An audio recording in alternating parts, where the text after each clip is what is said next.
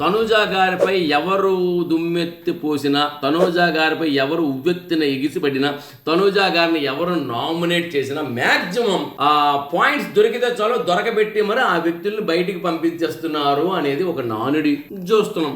మిగతా వాళ్ళకి తీరితే మిగతా వాళ్ళు ఎంత అన్నా సరే మిగతా చిన్న మాట అన్నా క్లాస్ పీకుతారు. తనూజా గారు అంటే క్లాస్ పీకర్ అనేది ఇప్పుడు మనం అనే మాట కాదు. మనకు నిజానికి చెప్పాలంటే మనకి ఎవరి మీద కోపం లేదండి. చాలామంది అనుకుంటారు తనూజాకి మీరు వ్యతిరేకరండి. నేను వ్యతిరేకని కాదు. మిగతా వాళ్ళు ఏమో నాకు డబ్బులు ఇచ్చేస్తున్నారా, తనూజా గారిని ఇవ్వడం మానేశారా? అది కాదు కదా. అయినా నాకు అవసరమా? నేను బేసిక్గా రివ్యూవర్ని కాదు, నేను డైరెక్టర్ని. నేను రివ్యూ ఎందుకు ఇవ్వడం మొదలెట్టాను? ఇది ఒక సామాజిక స్పృహ కలిగింది. చాలామంది వచ్చి దుమ్మెత్తి పోస్తున్నారు బిగ్ బాస్కి. ఇలాంటి టైంలో ఒక మంచివాడు మౌను, చెడ్డవాడు దురాగతం కన్నా ఘోరమైందనే ఉద్దేశంతోనే మనం దిగాము.